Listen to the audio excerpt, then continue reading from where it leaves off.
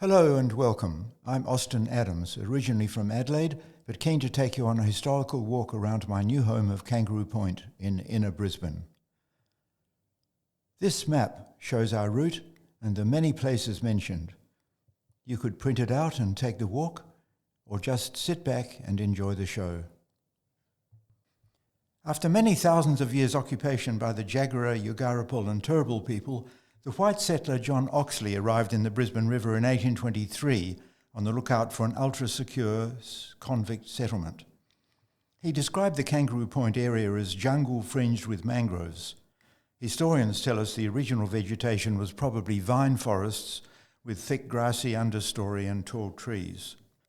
The name Kangaroo Point almost certainly came from the fact that the flats of what is now Captain Burke Park were used to corner mobs of kangaroos against the river in Aboriginal hunting drives.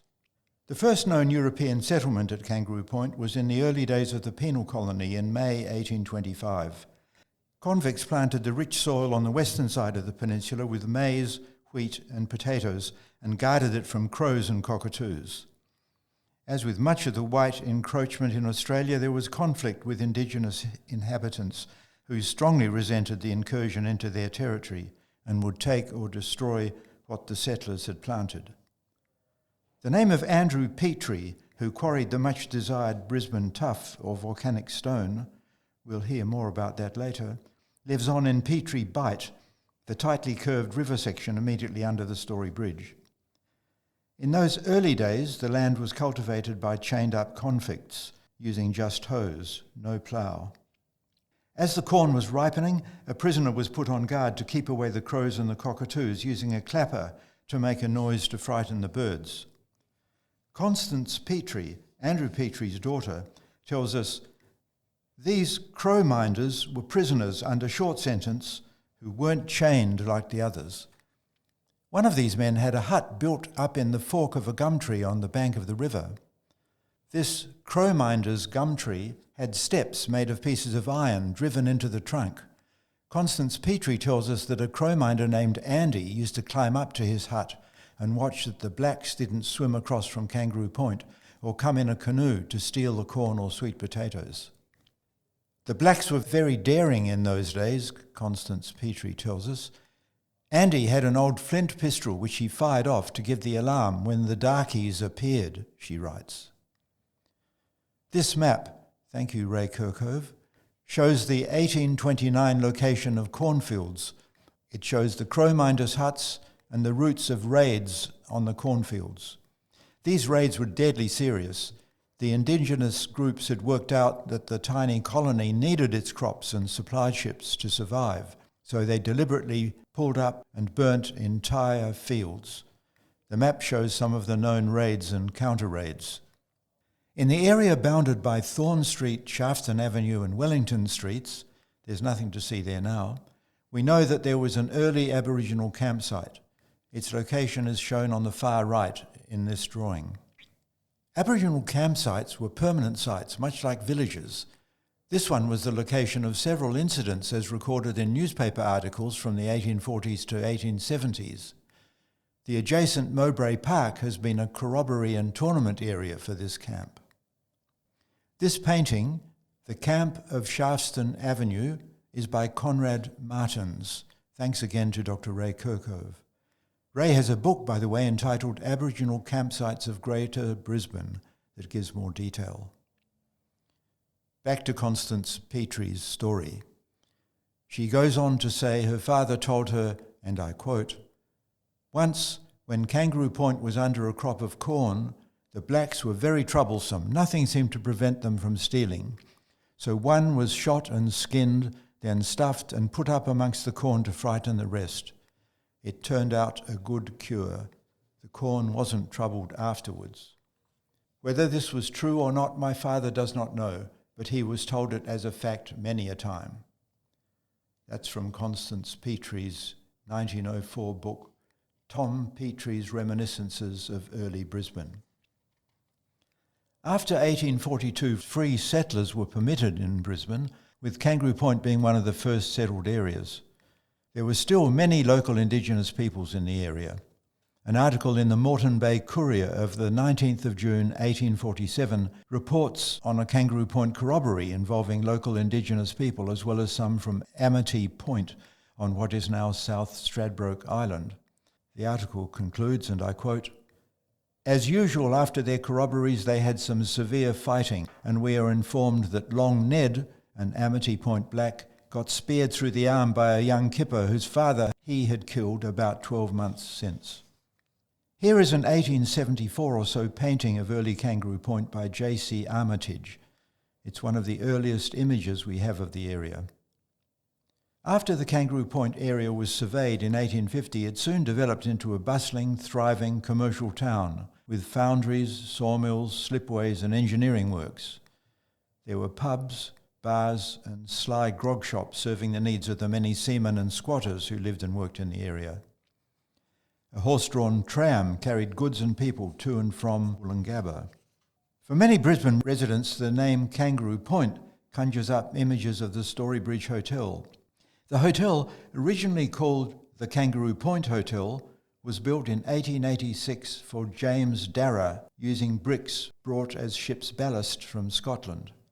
It replaced the early 1878 Logan Hotel. The hotel was renamed the Story Bridge Hotel after completion of the bridge in 1940. The designer of the hotel was architect Richard Gailey, who designed many impressive buildings in Brisbane, including the Regatta Hotel in Toowong. During the threat of invasion in World War II, American servicemen built bomb shelters behind the hotel for possible use by workers at the nearby Evans Deakin shipyard. The area is now the shelter bar between the pylons of the Story Bridge. The hotel was used for accommodating Australian Navy personnel during the Second World War. Over the years, the hotel has changed hands and been altered several times. In 1967, Barry Deary and his wife Jessie purchased the hotel and made many renovations.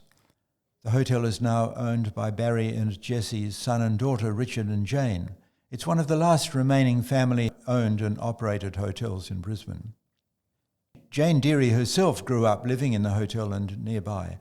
Jane tells us she remembers riding a go-kart down Bright Street to the park below.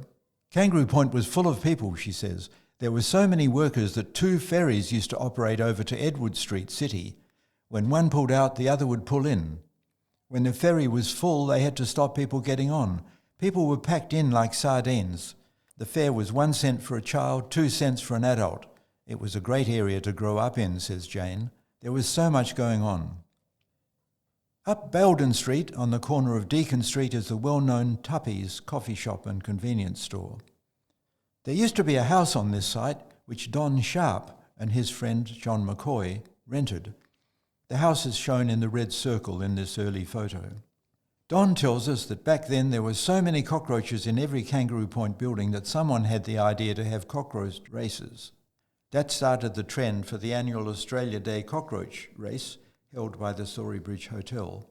But Jane Deary tells us the cockroach races started after someone from Hawthorn claimed that their cockroaches were much faster than the lazy Kangaroo Point ones. Opposite the Story Bridge Hotel on the corner of Belden Street and Main Street is a heritage-listed building now housing a convenience store. It was built around 1878 using the same bricks as were used for the Story Bridge Hotel, bricks that came out from the UK as ship's ballast. It's been a general store, a butcher and a grocery store, and most recently a real estate agent. Here's a 1955 photo of the building shown as we look down Main Street for comparison with a modern view. And here's a view of the early rear section showing the stairs now demolished. 2 people who have lived there in the past have given us insight into the times. Gordon Woolston, born in 1931, remembers living there above the shop his parents ran. My earliest memory, Gordon says, is of a very small room. It was just a tiny, closed-in balcony with a French door. I was locked in at night, which I hated. I spent a lot of time standing on my bed looking out into the street at night, wondering just what life had in store for me. Someone had mentioned a war, and I worried about the onset of a war. It was never something I mentioned to anybody. Years later, Kerry Geraghty's parents also ran a store there, a sandwich shop catering to all the local workers. Kerry tells us, "Mum did lunches for hundreds of painters and dockers and other local industries. The shop was a true corner store, well stocked with groceries and fresh fruit and vegetables delivered every few days. The sandwich business grew and grew. Mum did lunches for workers from Evans Deakin, Pullen's Towing, Robb and Brown and Smash Repairs, Peter's Slip, to name just a few, all from the little kitchen on the premises." Thanks, Kerry, for that. Main Street, Kangaroo Point, used to be lined with early Queensland buildings but is now almost entirely apartment buildings. About 150 metres further down from the Owl is number 161 on the other side of the road. It's now an apartment building. Pat Thomas used to live in a flat there. Pat tells us she shared the downstairs flat with 3 other girls. There was another flat upstairs where other girls live. Pat wouldn't say, but she implied that some of the girls in the building were, shall we say, a bit loose, and were protected back then by police visitors. Kangaroo Point was an exciting place to live, said Pat, but it was quite seedy. If we walk down Bright Street, opposite the hotel, we come to the parks on the west side of Kangaroo Point Peninsula.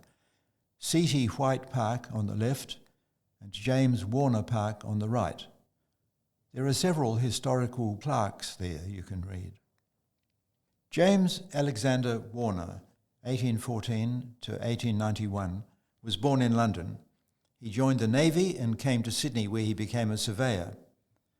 In 1839 he was sent to Moreton Bay, that was the original name for Brisbane, to survey and set out the streets. He settled in Kangaroo Point and in 1844 built the first European dwelling in the area near the park named after him. In early days there were wharves in the river in front of the park area. In the late 1800s a vehicular steam ferry operated from the end of Bright Street straight across to the end of Charlotte and Creek Streets in the city. The wharves were cleared away in the early 1930s, but there are some remnants visible there now at low tide. Cyril Tennyson White, the name given to the other park, came later. Here's a photo of C.T. White, and here's the sign locating the park. There's also a historic plaque there. C.T. White was born in 1890 in Kangaroo Point and lived in a substantial residence on Main Street near Silverwells, which we'll see a little later. He was a respected government botanist and writer of many books, specialising in the systematic classification of Queensland flora. The road running along the side of C.T. White and James Warner Parks is Hamilton Street. Gail Bishop lived at number 16 Hamilton Street and worked in the city for McDonald Hamilton Shipping, hence the names of McDonald and Hamilton Streets. As a kid, I grew up in Kangaroo Point knowing everyone, Gail says. It was such a lovely place. People used to ask us in for a drink and cakes. They used to bring horses and carts down Bright Street and drive them straight onto the ferry and go over to Creek Street. We used to play in the building sites and on the old boat, the Myora, wrecked down on the water's edge near the Jazz Club. The wreck is still there, you can see it at low tide. We used to skate around on the muddy back deck that sloped down into the water. We would walk around the point and under the bridge at the water's edge and get all muddy. Mum would hose us down before we were allowed into the house. Gail goes on, there was a plasterboard factory near the water's edge where the blocks of concrete are now. Those blocks were machine bases. The coconut fibre for making the plasterboard was dropped off in a pile. Before they used it, we used to get up speed running and jump into the pile. It was great fun. After a while it would stink and be awful, but when it was new, we would play in it and have so much fun. We used to play fox and hounds with pieces of the plasterboard. The son of the policeman up the road was part of our group with my 4 brothers and the boys next door, Peter and Anthony. Gail says, at the end of Main Street, now Captain Burke Park, there was a huge corrugated iron building. Dad told me they used to build engines there using 2 sections of rail. Clydesdale draft horses would move one rail section in front of the other to bring the engines up to the rail line that ran along the side of Stanley Street at Wollongabba. Thanks, Gail. What a lovely story. The building now used by the Brisbane Jazz Club is on land leased from the Queensland Government. The original building was an open-sided boathouse belonging to the South East Queensland Power Boat Company. In 1872, the building and lease were acquired by the Adventurers Club, which promoted jazz music, among other things. In 1985, the Brisbane Jazz Club bought the building and took over the lease. The Jazz Club has extensively improved the building, making it a great place for members and visitors to listen to the best of Queensland, interstate and overseas jazz. The deck on the riverside of the Jazz Club building has an interesting history. It's a concrete slab which slopes downward towards the river. The slab is partly formed on an old barge which the Adventurers Club bought from the state government. It was floated down, then over the mangroves to be adjacent to the building. Around that time, Deakin was leaving their shipbuilding site. They dumped loads of rubble to fill the riverside area. The deck was then built over the old barge and the fill. The deck's now an integral part of the club and gives superb river and city views. Next to the Jazz Club is the Holman Street ferry terminal, built prior to 1919. It's one of the few intact examples of a purpose-built ferry terminal that we have in Brisbane. Note the design and detail of the original timber waiting shed that you pass through on your way to the modern terminal. It's square with a terracotta tiled roof topped with 2 terracotta finials. There are arched openings to the street and the river. Inside are timber bench seats against the walls. Electric lighting was installed in 1919 when electric street lighting replaced gas throughout Kangaroo Point. Here's a view from the water of the terminal before its recent update. Near the Holman Street ferry terminal, in the park, is a stone with a plaque commemorating 150 years since the arrival of the Reverend Dr. J.D. Lang's 3 immigrant ships. There's a fascinating history to the event you can look up online. The entire pointy end of Kangaroo Point is now given over to Captain Burke Park, popular for picnics, barbecues, family get-togethers and the occasional grand event.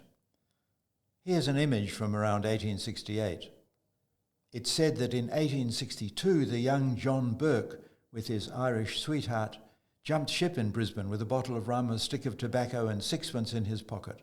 In 1887, he founded what became the well-known John Burke Shipping Company. Details are on the information board facing Holman Street, opposite the end of Main Street. In 1887, well before the area became Captain Burke Park, the Queensland Government decided to build railway locomotives rather than import them from England or the United States. Between 1890 and 1927, many steam locomotives were built in the engineering works of Evans, Anderson and Phelan, which occupied much of what is now Captain Burke Park. You can see the company's name on their roof in this photo. The locomotives were delivered in pairs, steaming along Main Street on panels of prefabricated track, which were dragged from behind by draft horses and then placed in front of the engines for the next section of the slow journey. The 2.4 kilometres from the tip of Kangaroo Point to the Yungaba railway yards took about 3 days. Roughly in the centre of the park now is a 5-metre tall 4-sided concrete sculpture entitled The Rock by Stephen Killick. It was commissioned for the 1988 World Expo held in Brisbane. In 1989 it was relocated here as permanent artwork. According to the artist, the images are comments on greed, political deception, consumerism, war and innocence. Near the edge of the park, roughly opposite the end of Main Street, is a large stone with a plaque commemorating the completion of the Clem 7 tunnel in 2010, Brisbane's first cross-river tunnel, which is immediately below the stone. Near this stone on Holman Street is a panel with details of John Burke and his company. At the eastern end of Holman Street, in the park, is a memorial to the Vietnamese boat people of the late 1970s. Now for the Story Bridge itself. After the completion of the Sydney Harbour Bridge in 1932, the Queensland Government accepted Dr. J.J. Bradfield's design for a bridge of 4 or 6 lanes to cross the Brisbane River at Kangaroo Point. The design is based on the early Jacques Cartier Bridge across the St. Lawrence River in Montreal, Quebec. It's shown here. The similarities are clear, but note how the central span of the Cartier Bridge follows the curve, whereas ours is flat. Unlike the Sydney Harbour Bridge, which was fabricated in the UK, the steelwork for our Story Bridge was fabricated at the Evans Deakin Rockley Works, with construction by Evans Deakin Hornibrook. It took 5 years to build and cost $3.2 million, that is. The original brief called for 4 or 6 lanes. Since the quote for 6 lanes was only $50,000 more, it was, very luckily for us now, the one accepted. At the time, it was a considerable engineering feat based on much research carried out by the Canadians after they had 2 bridge failures with much loss of life. As part of the Canadian collaboration, the 8 wedge mechanisms used to join the 2 halves of the central suspended span were brought out from Canada and used on the Story Bridge in the joining operation. During the economic depression of the 1930s, the bridge's construction boosted the local economy. From 1935 to 1940, it employed some 400 construction workers. Michael Moy's excellent short book summarises the construction.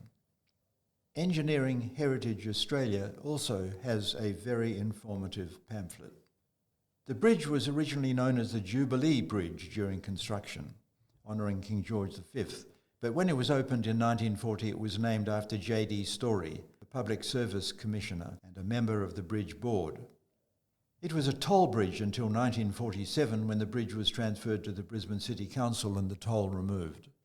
If you're adventurous, you can climb to the top of the Story Bridge with tours conducted by the Story Bridge Adventure Climb on Main Street. Each night the bridge is illuminated with different colours, perhaps to mark a special day in history, or to raise awareness for a charity, or even to showcase some upcoming event. The Brisbane City Council's website gives the key to the meaning of each night's illumination. You can look it up. Holman Street, particularly near Anderson Street, is the site of the most famous murder in Brisbane. On March the 27th, 1848, the carefully butchered body parts of Robert Cox were found in separate places near here. The head was found, still bleeding, propped up so it would look at whoever found it. Late on the 26th of March, 2 days beforehand, drinkers at the Bush Inn on the corner of Holman Street and Main Streets included one Robert Cox, a timber getter, and several slaughtermen, including Patrick Mayne. Cox, who was known to have just been paid a large sum for some cedar wood, was murdered that night and the money wasn't found. Was it a coincidence that a year later Patrick Mayne paid the same amount as was stolen from Cox, the equivalent of several years' wages, to purchase a Queen Street property? Mayne became one of the richest men in the colony. Patrick Mayne, on his deathbed in 1865, confessed to the murder. His family, in rehabilitating their name, left a considerable legacy to the University of Queensland. There's a main hall there too, now an art gallery. It was all a very sad tale, particularly for the prime suspect, the hotel cook, William Fife, who was said to have had a homosexual relationship with Cox. Fife was sent to trial in Sydney on flimsy evidence. He was found guilty and hanged. The full story of that incident is written up in the book The Mayne Inheritance by Rosamond Seaman. Let's move on to more pleasant things. The majestic colonial building at 110 Main Street, Yungaba, occupies the block through to the river. This is the west side grand entrance. The east side faces the river. Here we have Yungaba as it was originally, and Yungaba on the riverside now. The site on which Yungaba is built was that of Kangaroo Point's first industrial undertaking, John Tinker Campbell's boiling down and salting works of the 1840s. The smell was the subject of many complaints, as you can imagine. Yungaba, the name of the building there now, means place in the sun in the language of the original inhabitants of Kangaroo Point. The building is an Italianate mansion constructed by the government between 1885 and 1889 to provide immigrants with temporary accommodation before moving into the community. It was Brisbane's equivalent of New York's Ellis Island and was used for over a century to process new arrivals to the colony of Queensland. During the Boer War and the two World Wars, the Yungaba complex was used as a wartime hospital and as a reception area for returning soldiers. It has doubled as a refuge for the destitute and homeless. From 1902 to 1906, a centre for the rehabilitation of South Sea Islanders. During the construction of the Story Bridge from 1934 to 40, it was used as the engineer's office and operational headquarters. In more recent times, Yungaba has housed many different organisations, such as the Brisbane Ethnic Music and Arts Centre, BMAC, the Australian Volunteers International, and Austcare. It's also been a popular venue for conventions, conferences and functions. The best view of Yungaba is from the boardwalk on the eastern side of Kangaroo Point, easily accessible from the east end of Holman Street. The Medley Riverfront Cafe to the south of Yungaba is part of the Yungaba complex. It has on its veranda wall an excellent pictorial history of Yungaba. In 2009, the state government sold the entire Yungaba property to a developer for residential development. The exterior of the heritage-listed building and its gardens have been preserved, and uninterrupted views of the building from the river are retained. We understand that one of the conditions of the sale was that the building should be open to the public for 2 days of the year for historical inspections. As part of the conditions of sale, the developer built a multicultural centre at 102 Main Street for use by a variety of multicultural organisations. The rest of the site has medium-density residential apartments. As you look at all the modern development around Yungaba, bear in mind that photos taken as late as 1980 show many modern buildings in the city, but absolutely none in Kangaroo Point, only industrial enterprises, many of which serviced the busy local river traffic. From Yungaba, let's walk a further 100 metres south along the river frontage, past the cafe and past the first apartment building. On the first set of steps into the complex on the right is a marker showing the height of the 2011 flood. Past the second apartment building, on the site of the third apartment building, was Peter's Slip. As Brisbane developed in the mid-1980s, an increasing number of small ships was required to service the everyday life of the river. Steam and smoke became an integral part of local life. It was soon necessary to provide facilities to keep the vessels in a seaworthy condition. Kangaroo Point became the centre of Brisbane's ship repair and maintenance industry, with a number of slips on the eastern side of Kangaroo Point. Anderson's Slipway began commercial life with the launching of the steam yacht Emma in 1865. Alexander Peters then founded Peters Slip on the same site in 1873. This was the oldest slipway in Brisbane when it closed in 1989, still using the same steam engines that were installed when the company was founded. Peters Slip accommodated all types of trading craft, sailing ships, steamers and modern diesel vessels up to 1,000 tonnes. Peters Slip even had a soccer club and tennis court. Yvonne Crossley, born Yvonne Peters, tells us this. My grandfather, Alexander Peters, was a sailor who came out from Scotland in 1854. He jumped ship and went to work on a slip at Kangaroo Point.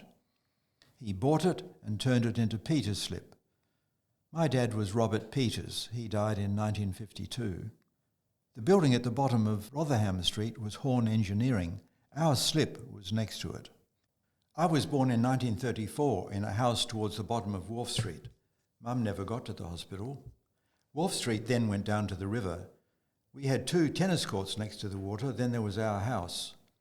I was the youngest of 5.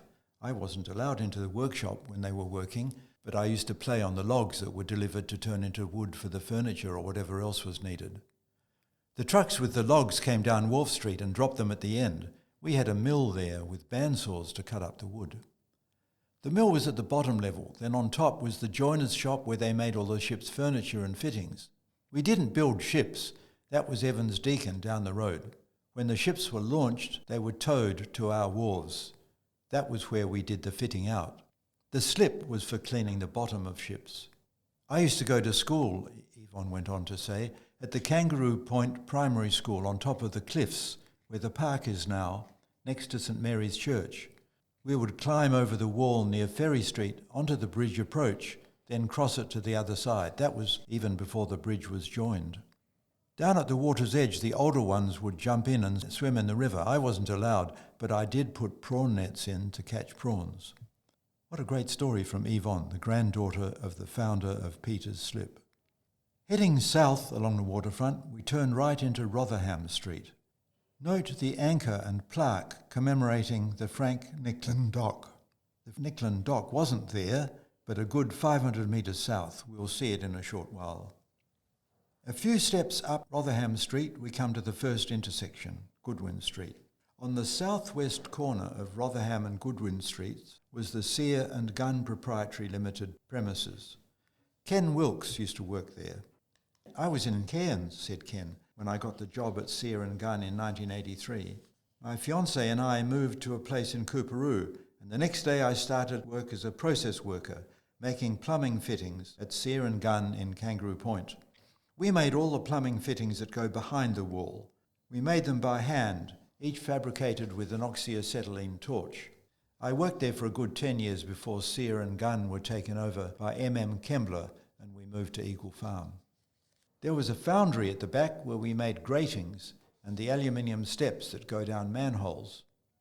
Opposite us on Rotherham Street was Horn Engineering, who did stuff for Peter's Slip behind them. At Sears and Gunn, I usually took my own lunch to work, but sometimes we bought sandwiches from the place on the corner of Main Street and Belden Street opposite the hotel. There was a lovely lady there. Thanks, Ken. I think Ken was speaking of Kerry Geraghty and her parents' shop, where the Owl convenience store is now. Next to Sears and Gunn, and occupying areas through to Darra Street, were successively two major enterprises. First, Buzacott's, then Robb and Brown. In 1941, the Buzacott Machinery Factory opened there to make gates and fences, but by 1957, Buzacotts were assembling cars. Sir Lawrence Hartnett, the man credited with the success of Holden's in Adelaide, arranged for Buzacotts to assemble the German Borgwood cars, which he named the Lloyd Hartnett Alexander 600. At the rate of 6 cars a day, only some 1,500 Lloyd Hartnetts were produced before the company ceased production. The first of the cars produced was given in 1957 as a gift to prominent nurse educator Joan Godfrey. Norm Clapham and his wife Kathleen, now of Lismore, have been proud owners of a Lloyd Hartnett. Norm has sent us this photo of a restored Lloyd Hartnett. This is just like the one I purchased from Ted Thompson's garage in North Lismore in late 1957, he says. Mine was the first to be sold in the Northern Rivers area and was assembled by Buzacotts in Kangaroo Point. We clocked up 68,000 miles in it with only one replaced rear engine mount and one fan belt. Except for minor repairs, it was all original when we sold it. By the early 1970s, the Goodwin Street site was occupied by Robb and Brown Limited, where Gary Faulkner did his apprenticeship. Gary tells us, from 1974 to 1978, I was an apprentice glazier fitter at Robb and Brown in Goodwin Street. They had 3 buildings there occupying the whole western side of the street except for Sears and Gunn on the Rotherham Street corner. I lived in Hawthorne and was picked up to get to work by my brother's mate, who worked as a panel beater around the corner near the hotel.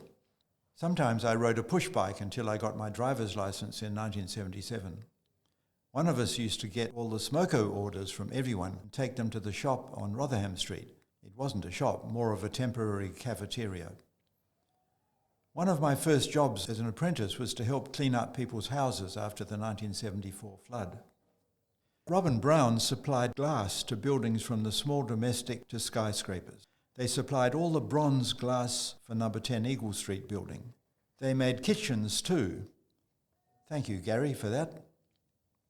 Moving along to Darra Street, we have some notes from Joyce Guttormson, who lived at 83 Darra Street in the second house up from the waterfront.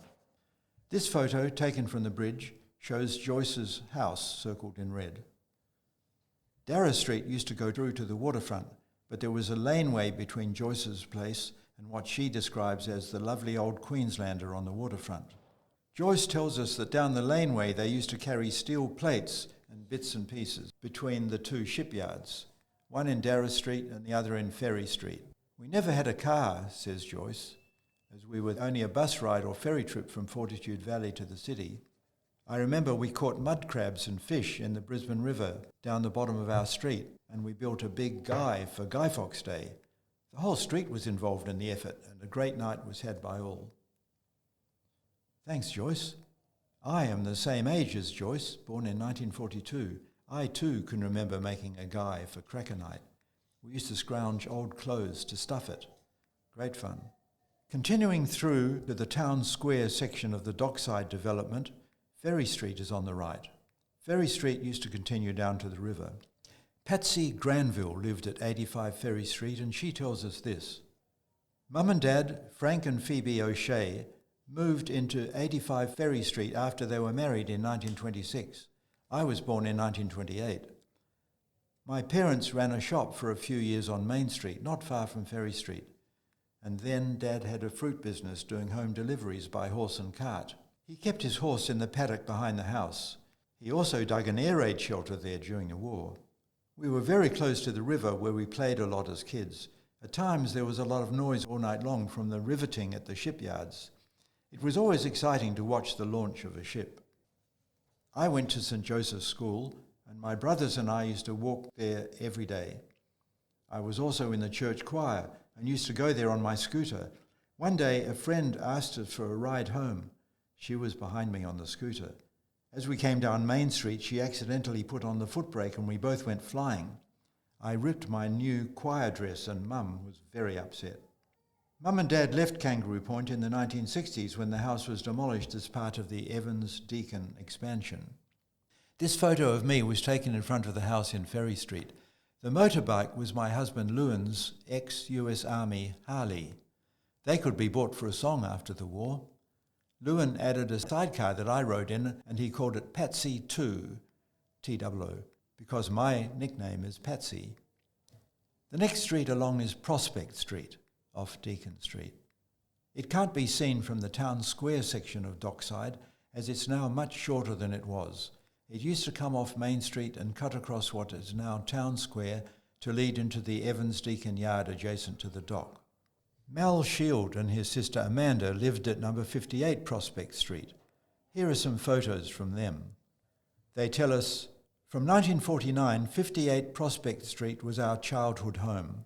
The houses in the street were mostly weatherboard workers' cottages whose verandas bordered the tarred footpath. Being at the end of the street, our house shared a fence with the Evans-Deakin shipyard. Our abiding memory of living there is of shipyard activity.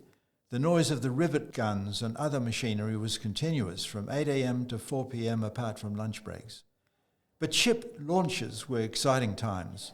The yards then opened for exploration in ways that would never meet today's safety standards. The final hours before a launch were punctuated by the resounding thumps from knocking out the chocks that stabilised the ship on the slipway. Launches always occurred at high tide, and if that was early in the day, the thumps started in the pre-dawn hours. Despite the noise, living near the shipyard and the river was an absolute adventure playground for us and all the neighbourhood kids. In 1961, our house was resumed for the expansion of the shipyard. Thanks, Mel and Amanda. If we continue through Town Square, turn left in front of the dock and walk down to the end, we'll be at the Dockside Ferry Terminal. From this terminal, and from others in Kangaroo Point, ferries have been an important part of Kangaroo Point life. Here's the terminal before the last floods. Laurie Cordingley, who recently retired as a ferrymaster after 50 years, tells us this.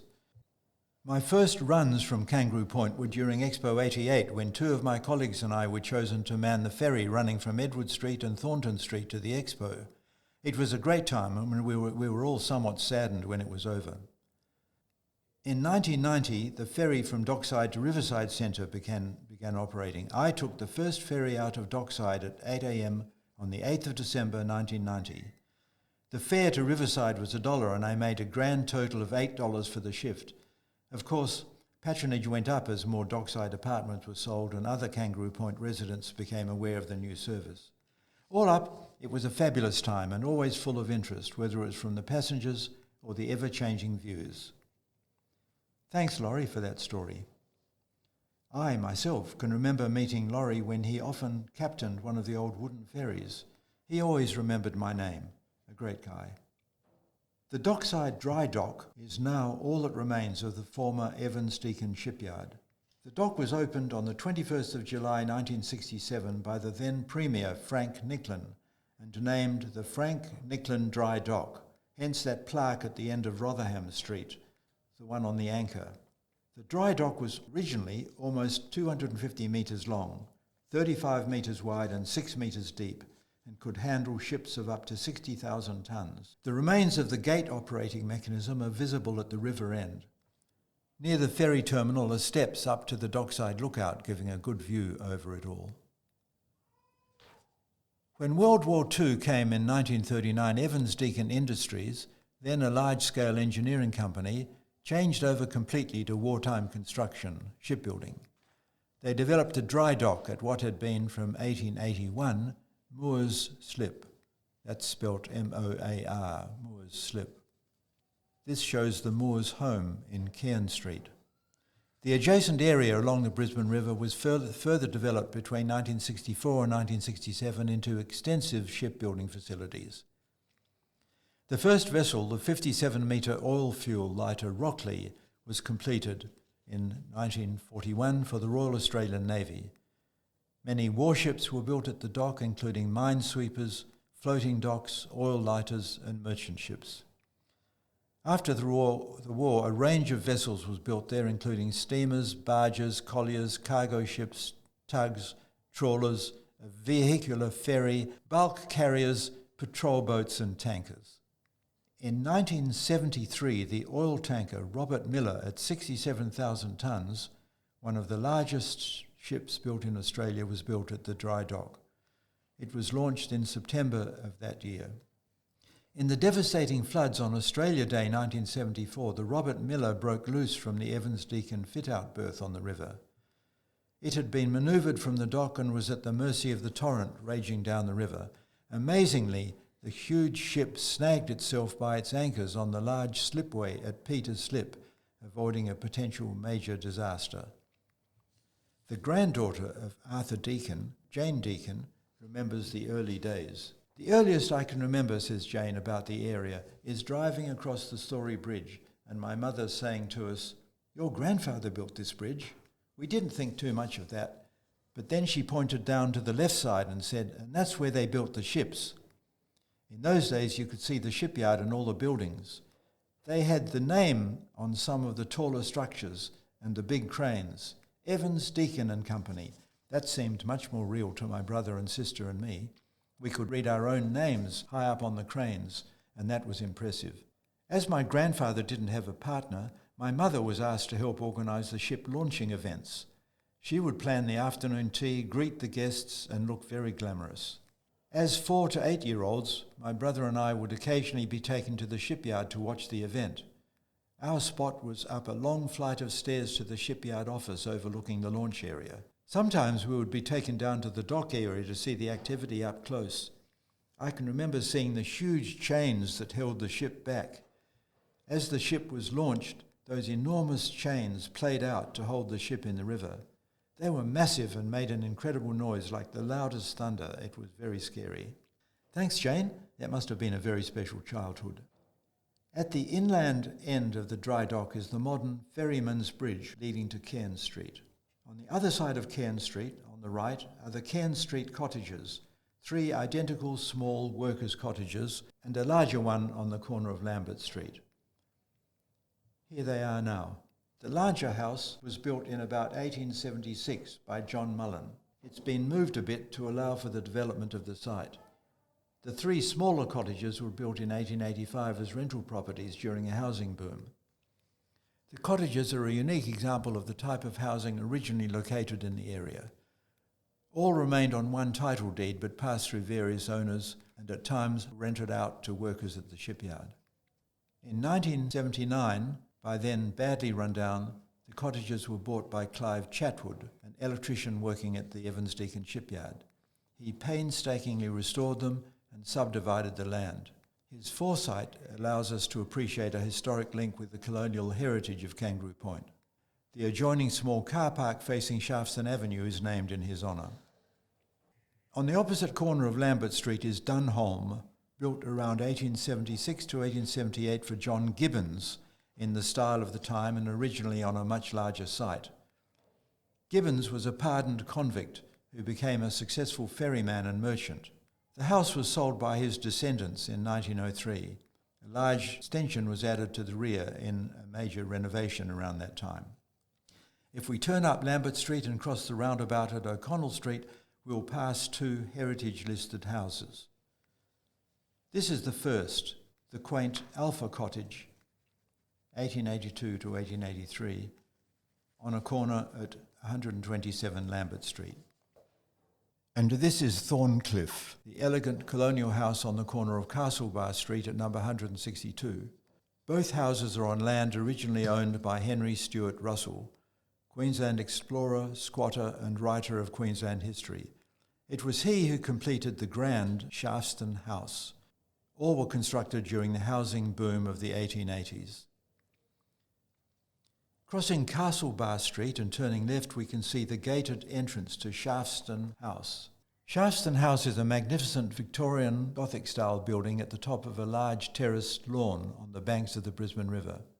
At 23 Castlebar Street, we're looking at the back entrance. Built in the 1880s, it's probably the third oldest house in the Brisbane metropolitan area after Newstead House in 1846 and Bulimba House in 1849-50.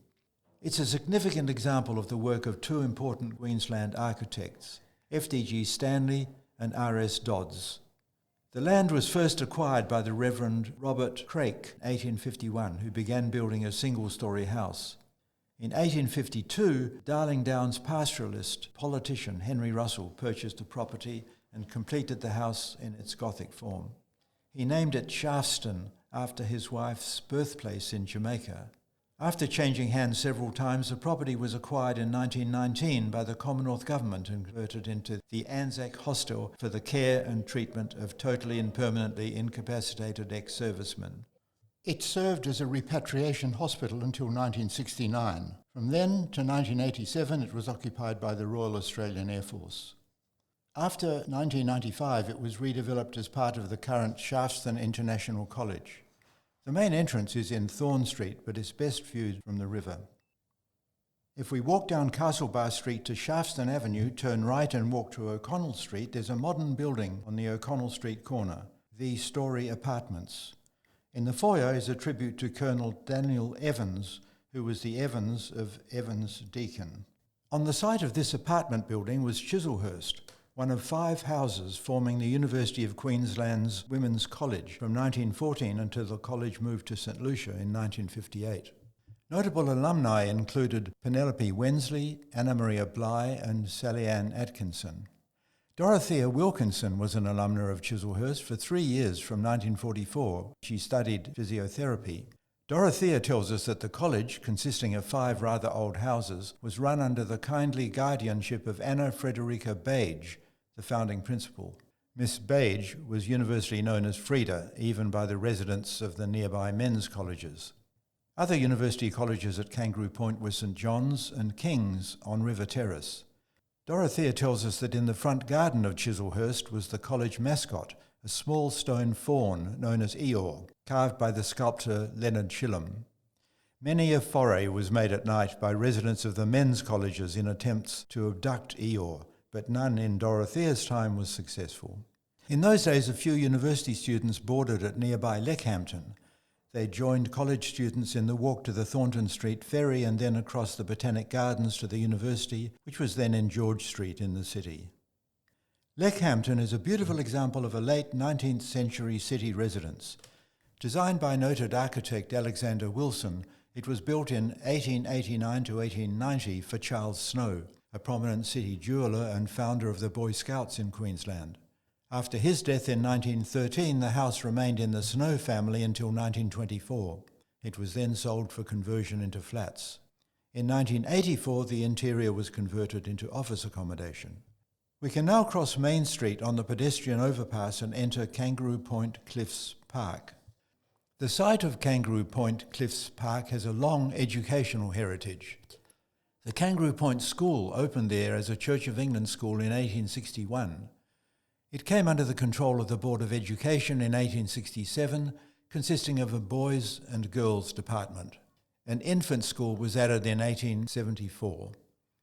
The separate boys', girls' and infant schools amalgamated in 1950 to become the Kangaroo Point State School and operated until 1965.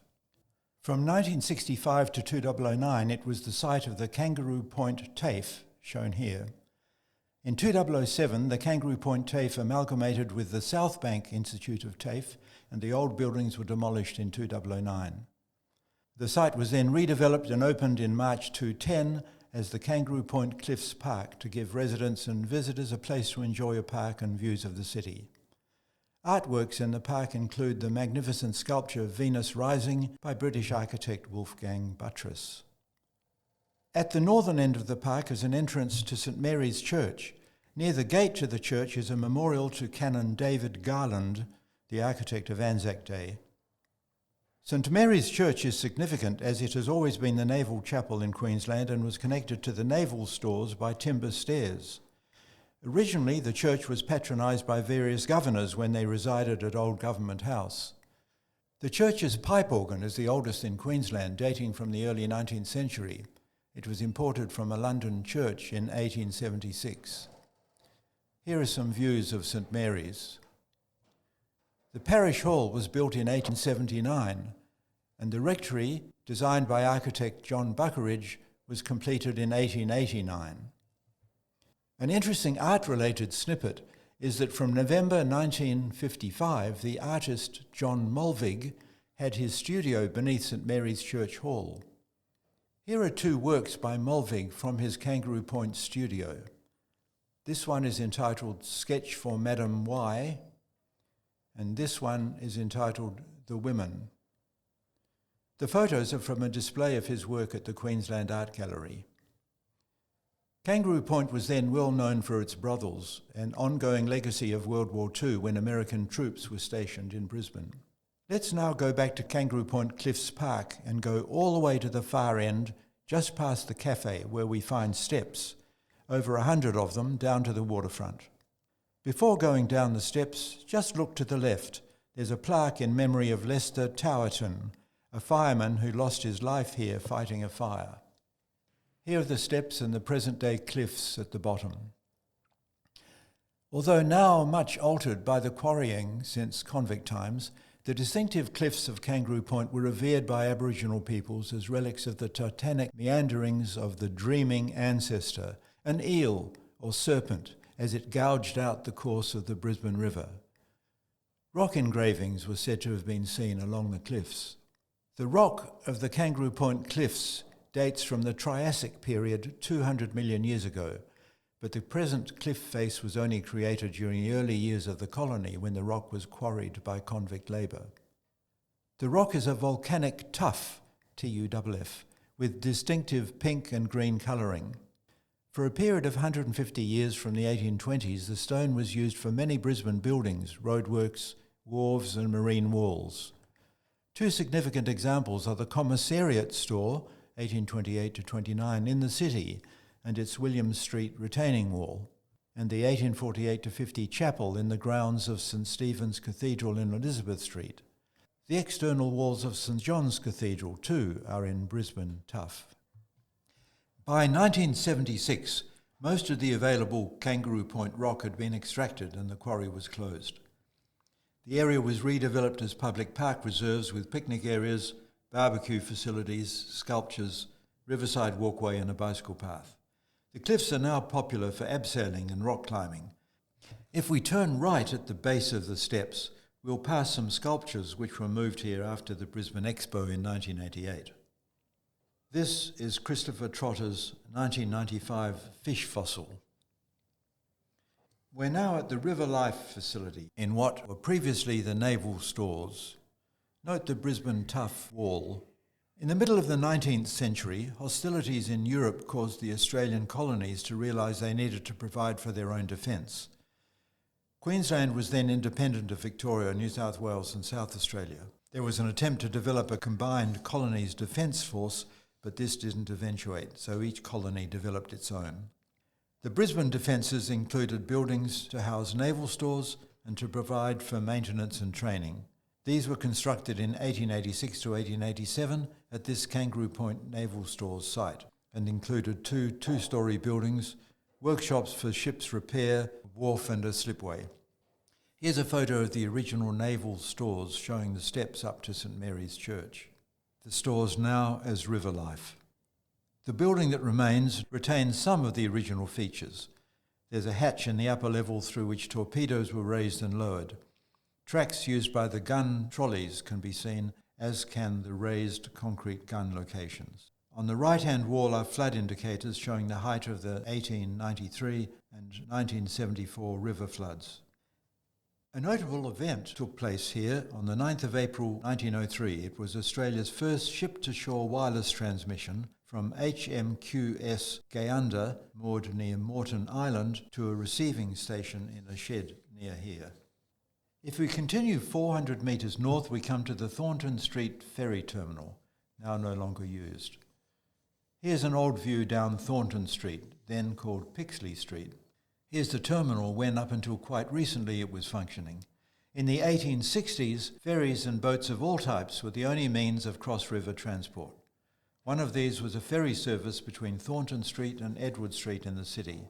The terminal and street were named after William Thornton, 1817 to 1884, an Irish immigrant who became a highly respected resident of Kangaroo Point.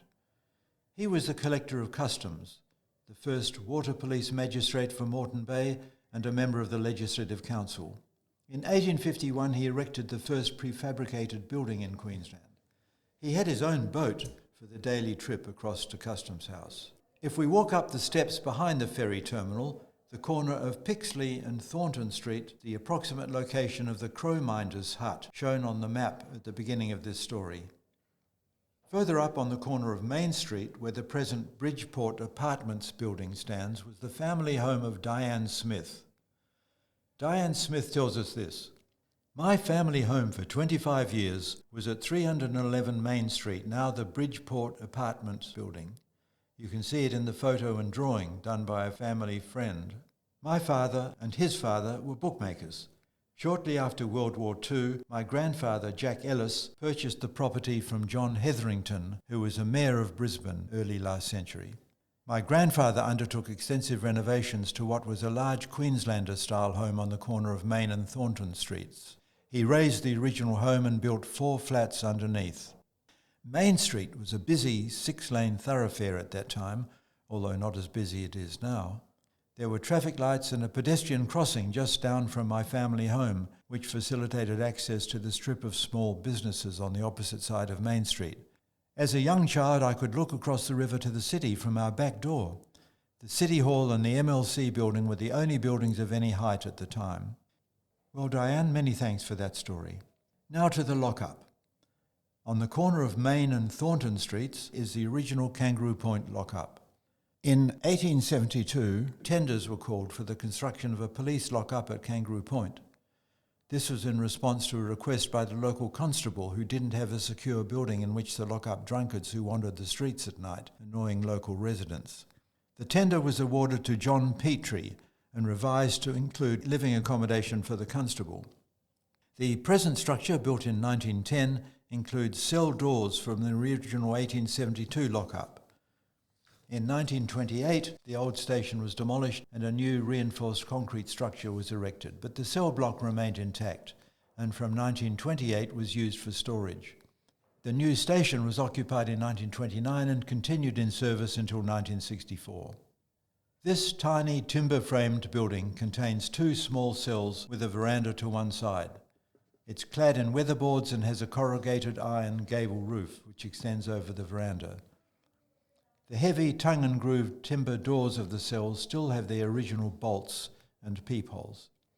The police districts were redefined in 1964 and the Kangaroo Point station was no longer required.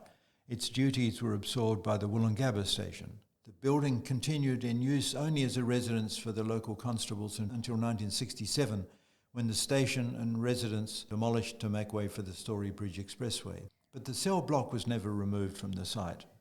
In 1993, the historic Kangaroo Point police station site was sold to Robin Spencer, architect, who bought the police lockup and now uses it as his reception area. Robin tells us this: "After I bought the lockup premises in 1994, we moved it about 15 metres forward to its present location. It's a magnificent structure. All the boards are a good 25 millimetres thick, grooved on their edges, with a 40 millimetre or so steel tongue inserted so the boards can't be prized off. The corners of the cells are reinforced too. When we shifted the building, we couldn't work out why it was so heavy, but it was because of all the steel in it. The building was a standard Department of Works design. We think the doors came off a jail built in around 1870 by Andrew Petrie. The hinges and locks are all hand-forged. We had to put a new roof on the building because the old roof was rotten. The lockup probably had a good bit of use as an overnighter for local drunks. Soon after we moved here, I was down getting a ferry one day and an ancient lady spoke to me. 'I've been here more than 50 years, she said. Before the ferry, there used to be blokes rowing people across the river. They wouldn't pick up anyone after dark because it was such a rough area, but I used to whistle for them. They knew my whistle and would always pick me up.' A short way along Main Street, turning left down Scott Street, we come to what are known as the Scott Street Flats, a 2-storey brick, timber and fibro building built in 1925 for Professor Frank and Mrs. Zena Cumbray Stewart. The building demonstrates the post-World War I residential development of Brisbane when flats appeared in inner-city suburbs. It's an example of an early purpose-built complex in the Tudor revival style and contains 2 identical flats and a maid's room. The building was designed by Elena Mottram, the first woman to open her own architectural practice in Brisbane and Queensland's longest practising female architect. The flats were entered into the Queensland Heritage Register in 2003, representing one of only 2 remaining intact examples of Elena Mottram's work. Further away on the far left, now raised and moved, is the former Water Police residence, part of the Kangaroo Point Police Reserve that stretched from the river to Main Street on the northern side of Thornton Street. By 1939, the residence was being used as a sergeant's quarters. It had been extended and modified to include veranda rooms, a bathroom, breakfast room and galvanised iron laundry. The building remained in use as the Water Police residence until 1988. A little further north, at 261 to 267 Main Street, is a pair of Georgian-style townhouses known as Silverwells, built by a sea captain in the 1860s. Silverwells consists of 2 mirror-image semi-detached dwellings and is a rare Brisbane example of semi-detached brick housing, a style common in Sydney at the time. The 2 halves were constructed around a central shared chimney stack, which allows for fireplaces in the dining and drawing rooms of each house. The foundations are of Brisbane tough stone, with brick external walls rendered to resemble rough stone. Here it is now. The building was originally known as Mornington, a name changed to Silverwells in 1913. Since that time, it's been tenanted by some of Brisbane's more successful business, legal and political figures. Each dwelling was renovated and restored in the 1960s to 1970s and again in 2010. Next to Silverwells is Sunnyside at 255 Main Street, also known as Dr. Wright's house. Here it is before recent renovations. Sunnyside is a low-set colonial house built in the mid-1890s on land owned by Joseph Thomson, a Sydney businessman who had substantial property assets on Kangaroo Point. He often travelled to his Queen Street business across the river with the harbour master from the Customs House who lived next door at Silverwells. The house was a rental property until acquired by Dr. Robert Wright, a Brisbane dentist, in 1920. It's one of the oldest freestanding houses in Kangaroo Point and is significant as a late 19th century single-storied brick residence.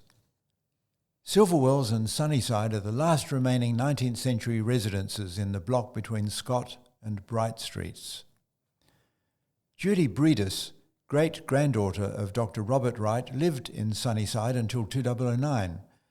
When she lived there, she wrote this for us. My great-grandfather was the original Dr. Wright, although whether he operated a practice from here is not known. During his time, the original front gates were made with a sunburst emblem and the house became known as Sunnyside. My grandfather was the second Dr. Wright, an oral surgeon with a practice in Wickham Street in the Valley. He was also the Chilean Consul General and flew the Chilean flag in the front yard as he handled much of his consulate business from his home office. I am writing this article, says Judy, from the same desk and in the same room he used for all those years. We still have some of his consular diaries and a dress medal awarded to him by the Chilean government. We're now back close to the start of our trip at the Storybridge Hotel, perhaps ready for a soothing ale. Thank you for joining me on this tour. Perhaps it has given some insight into how Kangaroo Point has changed so dramatically over what, in comparison to the millennia of Aboriginal habitation, has been the very few years since John Oxley's arrival. Our sincere thanks to all who have contributed to this story. A very good day from me, Austin Adams.